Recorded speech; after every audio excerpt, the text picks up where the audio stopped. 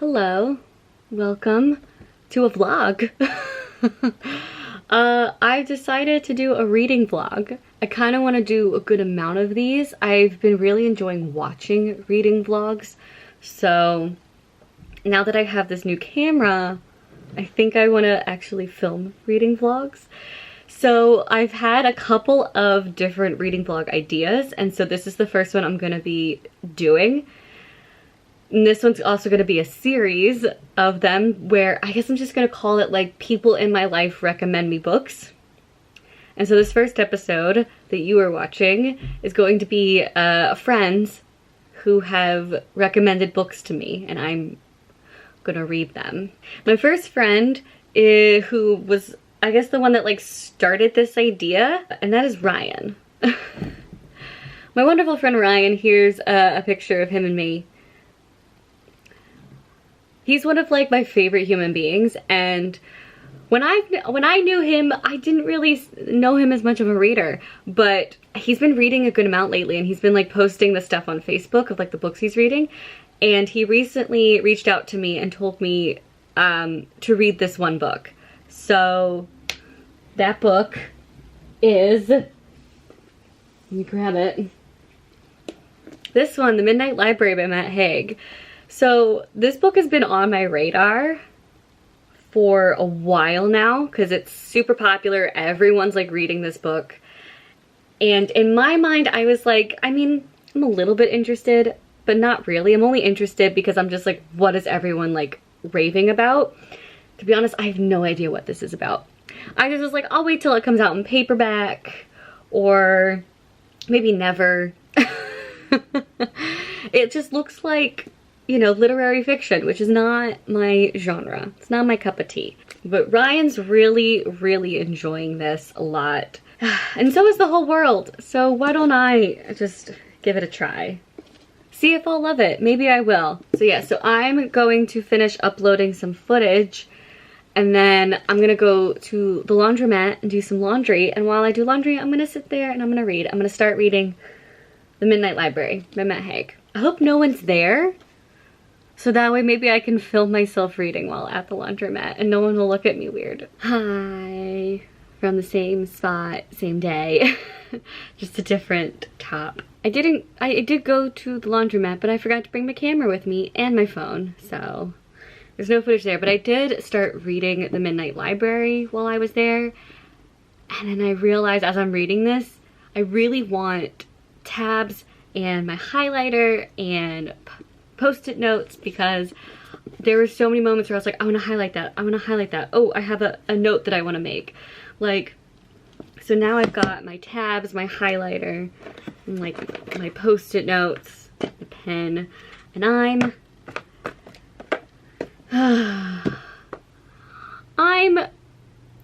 don't know. I feel like I should have done research before going into this book, because there is definitely something in here that is triggering me and my mental health. It's something I don't want to talk about, especially on the internet. But I'm only like 20 pages into it now, or 24 pages into it, and it's quite triggering for me, at least. So I'm feeling very emotional. I'm feeling very sad. And then I was like, let me try an audiobook of this, and I look at the summary on the audiobook, and there's a post, or like a quote from the Washington Post, and it says, a feel-good book guaranteed to lift your spirits. Where and when can it be now? Because I'm sad. So I don't know if I believe that just yet. Yeah, this might take me a while to get through, because I feel like after this like 24 page mark, I just want to set it down and breathe. But yeah, this is quite sad. I will say the writing is beautiful, and I'm really enjoying the writing. However, whenever she was having a conversation with someone, they did not feel like real conversations.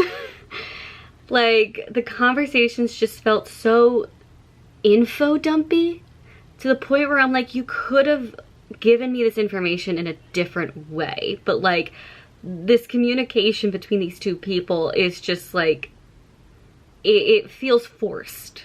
So yeah, I'm not really, the comfort, like the dialogue is not great, but like the overall writing is beautiful. Like I've had to highlight so many things already within 20 pages, and just, I also just really connect with this main character a lot. And if you've read the book, I think you know what I'm saying, but I don't want to say it out loud. It's just like taking me back to those past years where I was really not in a great state of mind. And it's triggering, and I'm sad. Anyway, that's it for this update. I'll see you guys at some point. Who knows when. Good evening. It is 2 days later, I think. Yeah. I've done a couple things. I've spent all day yesterday just kind of like out and about, spending time with my girls. I went to my friend's crystal shop. We also did some eating, visited my friend's new office, and just fun. Oh, also went to a bookstore, obviously. Cannot resist a bookstore. And then today was just pretty much work, but I have made it to the 100-page mark in here, and also I have been tabbing this book like crazy and taking so many notes. I don't know if you can see it, but I don't normally tab this much and like highlight this much or take this many notes, but I'm really enjoying this book. Like really enjoying it. It's very philosophical. I was not expecting a very philosophical read, and it's quite beautiful even though it is a sad story. But it's also very beautiful, and I'm really enjoying it. Hi, it's the next day. There you are. And I'm about to head off to work, but before, I decided to read a chapter, and I just highlighted like 3 whole pages. I never do this, but like, let me show you. That, like I just highlighted the crap out of everything. It was such like an exceptionally well written monologue, and I felt like it was definitely a turning point for the character. She definitely is, I think, starting to realize that there are differences between these different lives, but there's also similar things too that will just always be there in a sense. Like I feel like this is definitely oh my god, I'm losing my voice. Like she's realizing that certain things that she thought would make her happy are actually not making her happy, and it's so thought-provoking, and it's honestly making me think about my own life too, and it's really fascinating. I'm loving this.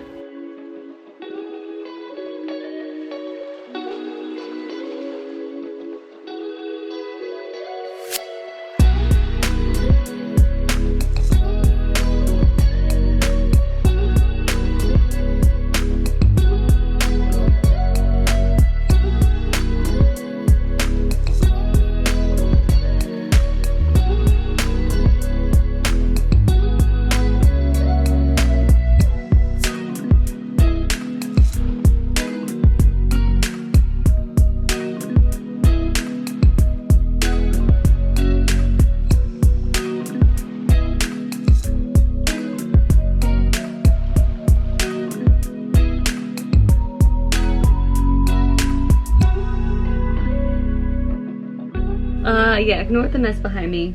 So I just finished The Midnight Library by Matt Haig.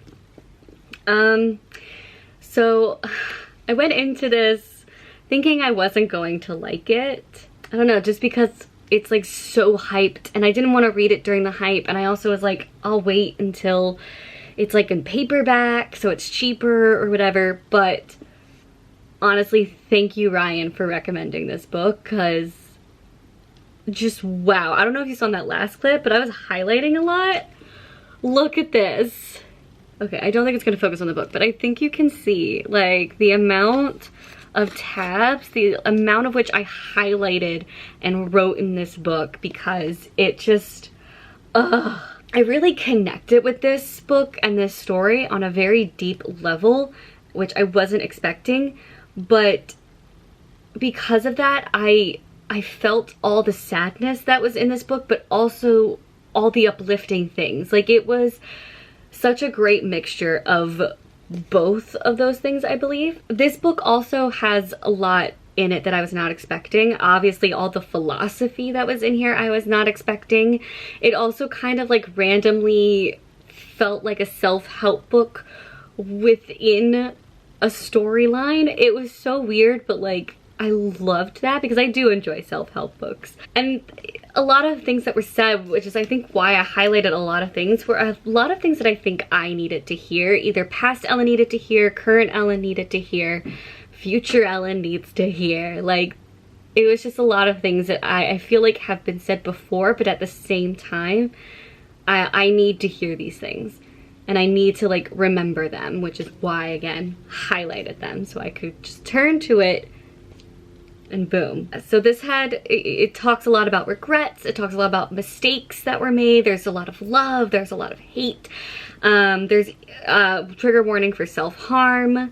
There's also a lot of like, you know, realizing you shouldn't live other people's dreams, try and live your own, or like figuring out what your own dream is and what you want out of life. And just also like a lot of insecurities and giving up. And it has a lot going for it. And I love that we see this like whole journey through Nora's eyes. I think Nora was like a great character because we see like her as she sees all her failures and how her life is just like meaningless. But then we also see like the joys within her life, and that journey of going from seeing all the failures to all the joys was just really beautiful. Well done. I'm now going to put this in my spreadsheet because yes, I have a spreadsheet where I keep track of all of my books, and my spreadsheet also helps me figure out what I'm going to rate this, but I'm pretty sure I'm gonna rate this 5 stars, but let's find out. So in case you want to know how I rate my books, I follow BookRoast on YouTube, and she, oh, sorry, this is confusing. Okay. And she does the CAWPILE way of rating a book, and so that's what I use. So I will link a video of G from BookRoast down below, and her explaining the CAWPILE, because I'm not going to do that here. Anyway, let's see what we've got here. That's gonna be a 10. Oh, 10. 8. Okay, so characters I have at a 10, atmosphere I put at a 10, writing I'm putting an 8, just because there were a couple of like dialogue moments that just, it didn't sound like a real conversation people would have, you know what I mean? And there were a couple of moments where he would just like list things for a whole page, and I'm just like, cool, great. So writing we're putting at an 8. Plot. You know what? I loved the plot. 10. Intrigue, we're gonna go with 9. A 9 for intrigue. Wasn't too much at a 10. Logic. Logic is always hard when it comes to like fantasy type books. Where do I want to put logic? You know what? We're also gonna do a 9 for logic. And then enjoyment, I'm putting 10. It came out as a 5 star. How did I know? Because I know. So, Midnight Library, 5 stars. Thank you, Ryan. I will definitely come to you for more recommendations, if you don't mind. Now it's time for my next friend, my next book, because I'm gonna start reading it tonight. And that friend is the one and only Thompson Jaffe. A really great friend of mine from college. We still talk to this day, like almost every day. Well, she texts me, or she texts like within the group chat every day. I don't. I'm like a once a month texter. But we actually did contact each other today. We DM'd each other on Instagram. We were talking about Julie and the Phantoms. What's new? We're always like, literally like once a week we are texting each other just like, where's season 2? Just to bring up Julie and the Phantoms again, because I don't bring it up enough in my life. But, so this friend, she has recommended multiple books to me, most of which I have actually read, and I just always go to her for recommendations because I always give her recommendations 5 stars, sometimes 4, but like I always end up loving her books. And so for this one, she recommended this book to me, I want to say back in like 2018, and I still haven't read it. So I think it's time I read it, and that is The Gentleman's Guide to Vice and Virtue by Mackenzie Lee. This is the first book in a young adult romance historical fiction series.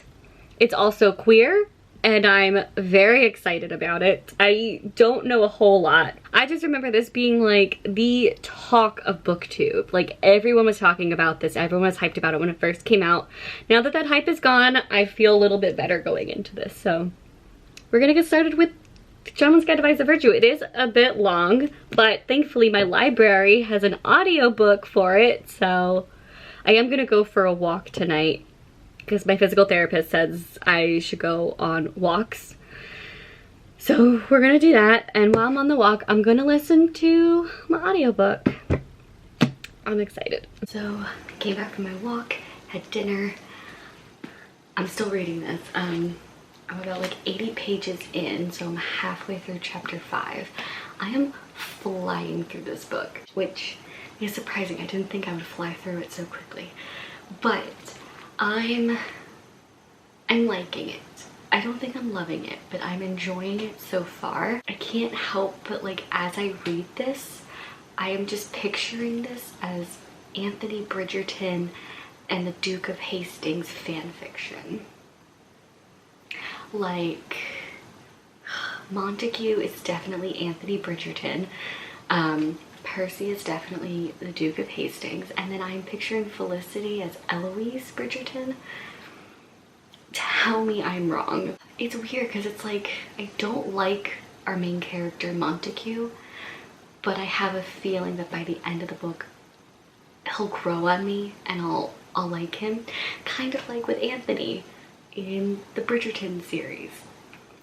I really didn't like him in the beginning, and then by the end I loved him. But yeah, it's just like so far like, Montague has like said some things and done some things and I'm just like but I think that's the point of his character. He's just like too much of a scoundrel, a rake, to really be like all that likable, but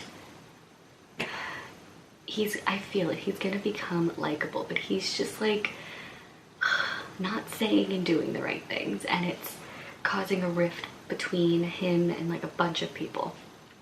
But in this, from what I gather, we're following Montague, who is a Viscount, another similarity to Anthony. He's a Viscount in France, and he's on like a tour for a year with his best friend Percy and his sister Felicity, as well as like I guess a bodyguard slash handler named Lockwood. And this year of just like traveling the world, I think right now we're in England, it's supposed to kind of like make him grow up in a sense and start learning how to head a household and whatnot. And I think this is also supposed to be him trying to find a girlfriend slash his next wife. He hasn't even had a first one. But of course, he's in love with Percy. Percy's in love with him. But they're just not saying that. And it's so frustrating. Especially because I can't stand Montague right now. Like, he's really mean. If I'm being honest, he's being mean. Anyway, I'm gonna continue on and I'll see you guys later. Hello again. It's another evening where I basically did the same exact thing. I went for a walk while listening to an audiobook for this, and I came back, had dinner, sat here still reading, and I'm gonna continue reading for maybe like another hour or so, but I made it to page 230, and I want to clarify because I think yesterday I said that they're French. They are not French. They're from England, but they were in France for the tour. Something that's going on that I'm really enjoying that I was not expecting. I was not expecting this, like, almost like this mystery aspect to the story. So part of this story where they're on the tour, Montague, before he left for his tour, he stole something that was very important and from a very important person. I'm not gonna say who, but there's now people after them to try and get that back. But we don't really know why this thing is so important, but I have a feeling we're gonna find out. So where I'm at, Monty, Percy, and Felicity have returned the item to its original owner, and there's something about these people, like, that just like rubs me the wrong way. So I'm like really curious to see where that's gonna go. I'm still not liking Monty. I feel like he is full of white male privilege. And even though like his sister and Percy, like, they call him out on his privilege, he's like sees it in the moment. He's like, oh, that's right. And then literally like maybe 2 pages later, he's back to being a privileged asshole. And I can't look past it. I also was not expecting illness to be in here, but one of our main characters, I'm not gonna say who, has an illness. And it's really affecting his life, and it's affecting like this trip, and it's kind of like affecting this person's relationship with the other people in this story. So I'm also liking that aspect of the story. So there's like a lot that I am enjoying, but I can't get past the fact that I hate this main character. Hello. I think it's the next day. It is. Sorry.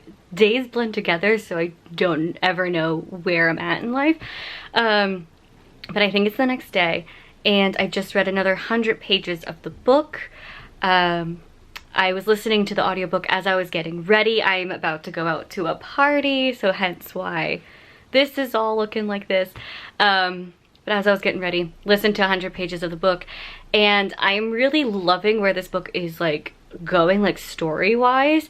I honestly have no idea how it's going to end, and Montague is starting to make better decisions, but at the same time, they're still only for like selfish reasons in a way.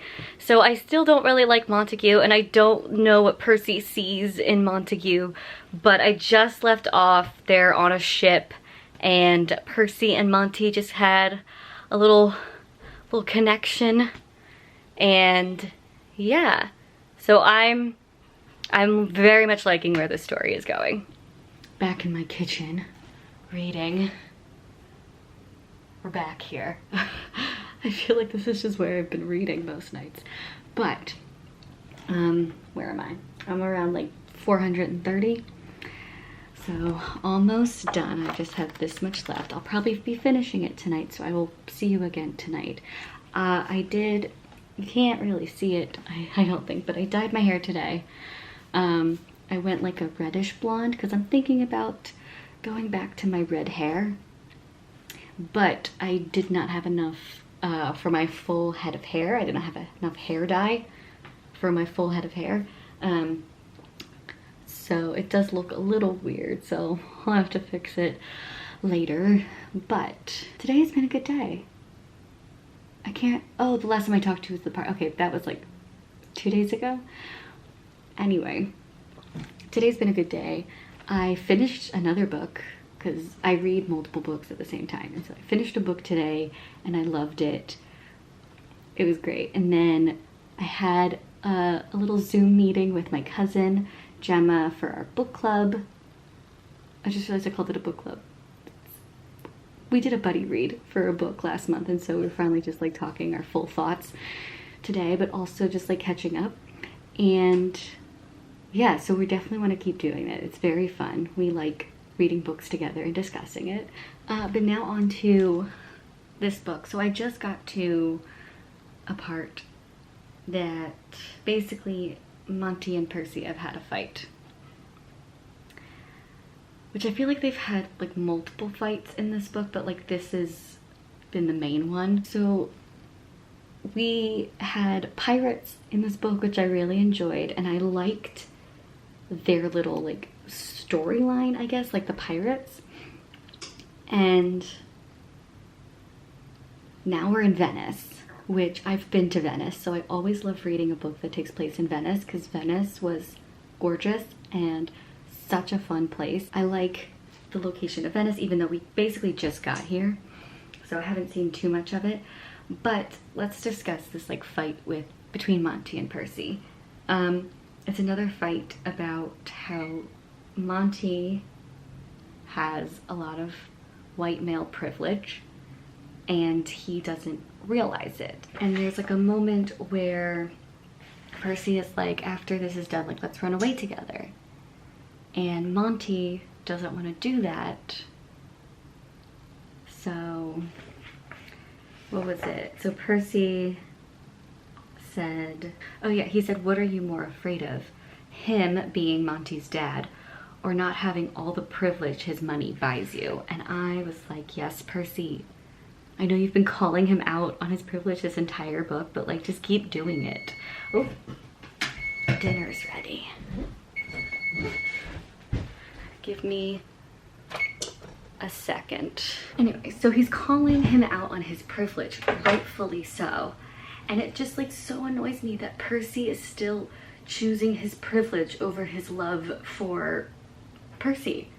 Or Monty's choosing, what did I say? Okay. It's pizza, by the way. And so basically I just finished where the fight ended and they've split ways. I can't sympathize with Monty at all throughout this entire book. And it just angers me so much. And it kind of, it's tainting the romance. It's tainting this experience of reading this book for me. So we'll see how I feel when I'm done. But let me eat some dinner and then I'll finish the book. Okay, I have finished this. I actually finished it like 2 hours ago. Maybe a little bit. It's been a while, but I've been talking to my roommate.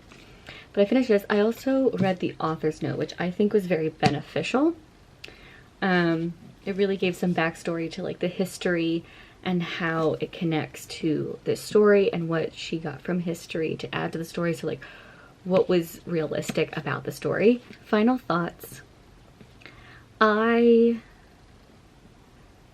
thought it was okay. I definitely think if I had read this in 2017 or 2018, I would have given this 5 stars and I would have really loved it.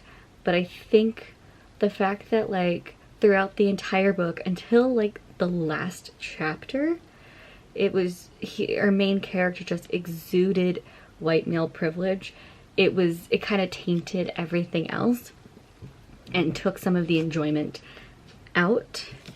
But overall, I really enjoyed all the other characters. Like I loved the pirates, I loved Percy, I loved Felicity. I even kind of enjoyed our villain, even though I think the ending, like right as like the climax was happening and then the like resolution of everything kind of happened a little bit too quickly and maybe a little bit too easily. I also just think this had so many elements to it that really like made it good.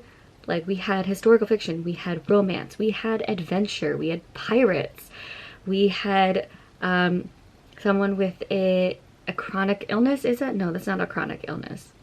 But we had like someone who has an illness that especially in this time period was like no one really knew anything about it. And then we also have queer relationships going on. So like this has a lot going for it. And I think it does a good job with those things. But I could not get over the fact that I really didn't like our main character. But I definitely do want to read a sequel, because the sequel is from Felicity's point of view and we get Felicity's romance story, and I'm very excited about that. But that won't be for this video. So I put The Gentleman's Guide to Vice and Virtue through the spreadsheet that I have, and it actually, I thought it was going to come out to a 3-star, but it came out to a 4-star. So still really enjoyed this. Gentleman's Guide to Vice and Virtue is a 4-star. So now we're going to move on to the third and final book for this reading vlog. And so this person I have not known for very long, or like, I guess I have technically known her for a long time, but I've only ever interacted with her, I think like 3 times. But I have a very good friend from high school who is still one of my best friends to this day, and he has a girlfriend, and it's his girlfriend Monica, who has like constantly recommended this book to me. I shouldn't say constantly, but like whenever the conversation of books come up, she is like the first to mention this book. And even on Goodreads, if she like saw it on my list and she's like, you have to read it. So I'm now finally going to read it. It's another book from 2017, but that is Eleanor Oliphant is Completely Fine by Gail Honeyman.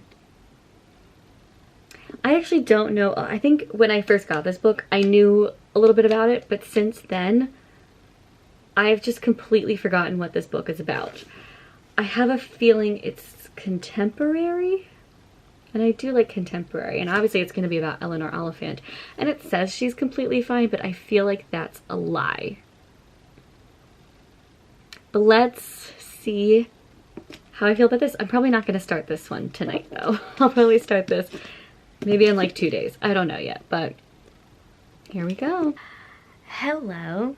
It's been, I think, a week since I have last spoke to you, but I have finally started Eleanor Oliphant is Completely Fine. And I'm on page 16, and I just finished a scene that I feel like I need to talk about.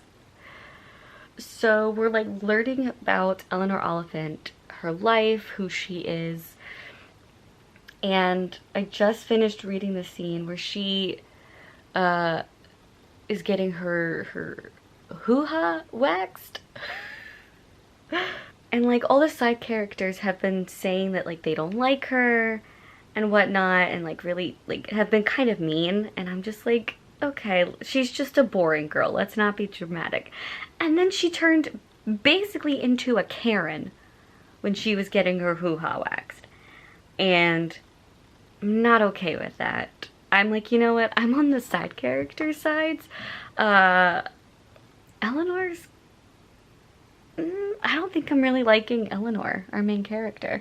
I'm hoping that, like, you know, because this is the beginning of the book, that she will change, she will go through some character development and growth, and yeah, because like at first I thought she's just boring, but like she was really mean to Kayla, the like wax lady, and really rude, and I'm not for that.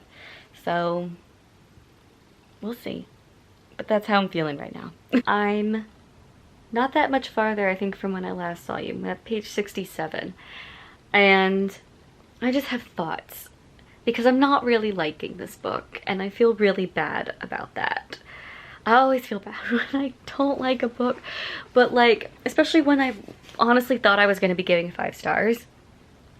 Like, this was a 5-star prediction, and I'm just, this main character is really pissing me off. She is so incredibly rude and mean to everyone, especially like to retail workers and customer service workers.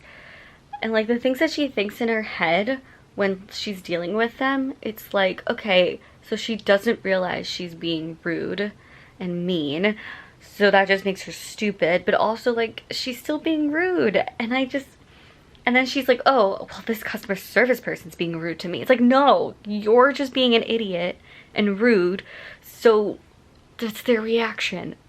Like, so but also like not just with customer service workers, but with like everyone she meets, she like finds something about them to just like hate. And I like really, really hope her character changes by the end, because I can't continue reading this like, ugh, this awful, awful woman. And like we're getting like little hints as to her past, so I don't exactly know what her past is just yet, but like I have these little hints that like I have an idea, and it could possibly explain why she is so boring and so mean. But like it's still no excuse for treating people the way that she is treating them. But then also to like, not even talking about the character, but the book itself, I feel like there's nothing interesting going on. Like this is just such a very boring story in and of itself. And also the writing, there are just too many details. It's too many details. Like just get to the story, move the plot along. Like, so this book is just frustrating for me right now. We're gonna read it all the way to the end. We're going to do it. But I just really hope that like the ending gets a lot better than this beginning, because I am getting frustrated. And I also have a prediction that she's gonna end up with Raymond, the IT guy, by the end of the book. I don't know yet, but like I feel like they're trying, like the author is trying to get us to see a relationship form, but like he apparently has a lot of deal breakers for her, which granted one of them is also a deal breaker for me in my life, but like she just does not like this guy at all. And it's like, will there be a romance that like happens? Because I'm not seeing it. I also just, he's also nothing special. Like he's a nice guy, but that's it. Like he has no personality yet. I'm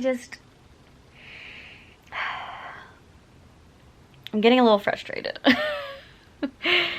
That's it for now. I guess I'll update you. Ooh, hello. I guess I'll update you a little later. Maybe once I'm finally past like the 100-page mark or something.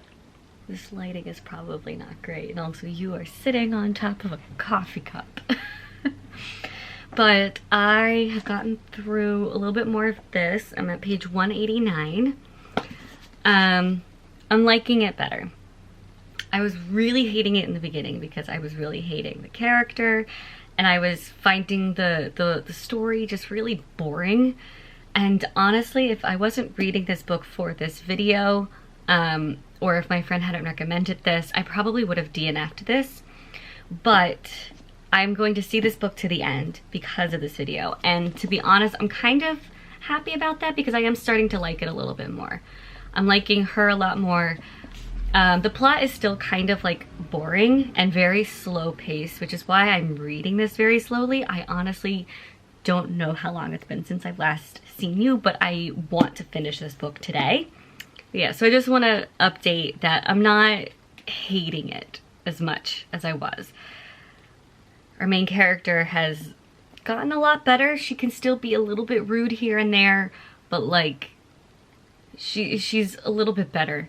And then also the plot and like the other characters I'm starting to like a little bit more, but it is still very slow paced and still very boring, so it's taking a while.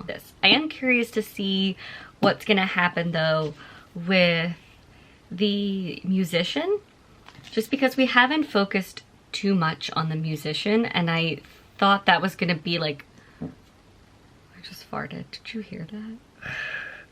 Anyway, I thought that was gonna be like a bigger part of the story, but hopefully we get a little bit more about the musician storyline. Yeah. Other than that, it's going a little bit better, this book. So I'm not like loving it, but I'm feeling better about it.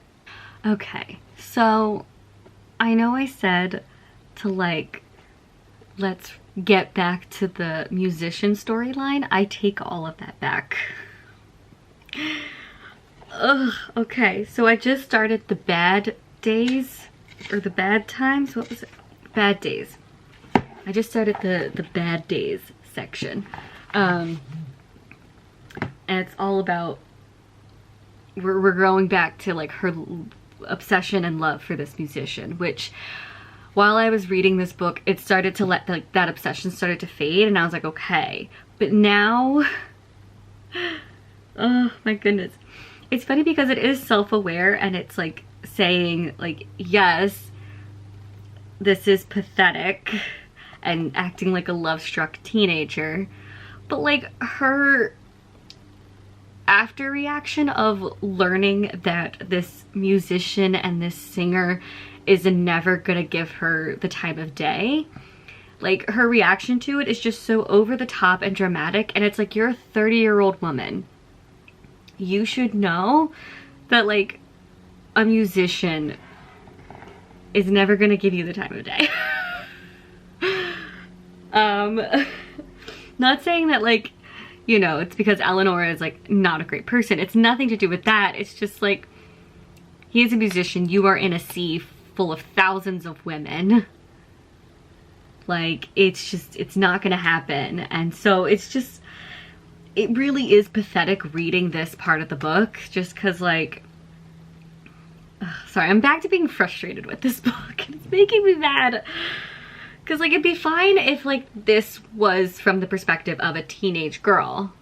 Like that I can understand. But this is a 30-year-old grown-ass woman. Yeah, she is like a 30-year-old woman with a juvenile crush on a man whom I didn't know and would never know. I had convinced myself that he was the one, that he would help to make me normal, fix the things that were wrong with my life. So she like, I didn't realize, also that's the thing too, it's like building up to this, I didn't realize that that's what she was doing. I thought she was getting away from the obsession of this man, and actually like living her life and doing things and spending time with Raymond. And it's just like, and then she just goes to like one concert of his and is like, he never looked at me. And now she's like been laying on her kitchen floor for 4 days just drinking vodka and like wanting to die. And I'm like, this is a bit dramatic. I'm getting so distracted here at home. Like, I spent 3 hours on my phone watching ASMR live videos.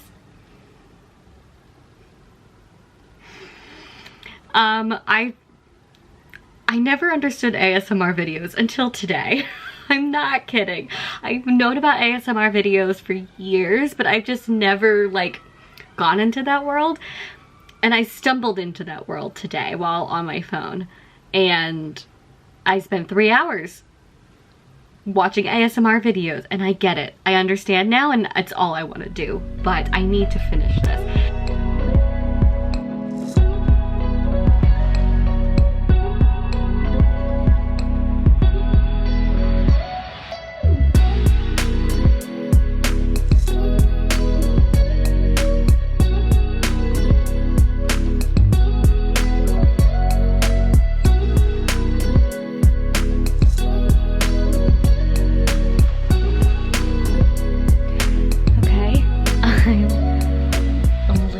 Further into it now, and I'm very confused by this book. So this main character, she's still frustrating, but the thing I want to talk about right now is, what genre is this book? Throughout this whole book, I feel like that it's been like switching genres constantly. It started off as literary fiction, and then became contemporary, and then kind of became romance, and then it went back to literary fiction, and now it's a mystery thriller. And I'm interested. I'm actually interested in something about this book, and that's this mystery about her childhood and her past and her mom. But like the way it's written, I'm just like, this is being written like it's a mystery thriller book. So it's just weird how like the genre is keep flip-flopping and this book doesn't know what it wants to be.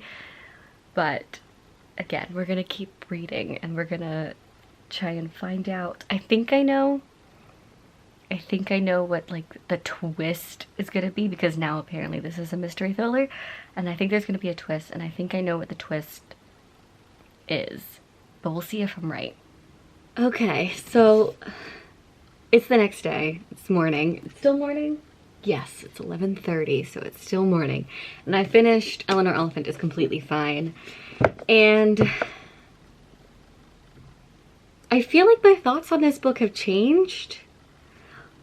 I don't know. This has been like one of like, not one of the weirdest reading experiences I've had, but like definitely not a normal reading experience where like I hate it and then I like it and then I hate it and then I like it and I just keep going back and forth and then I just don't know what to think about it.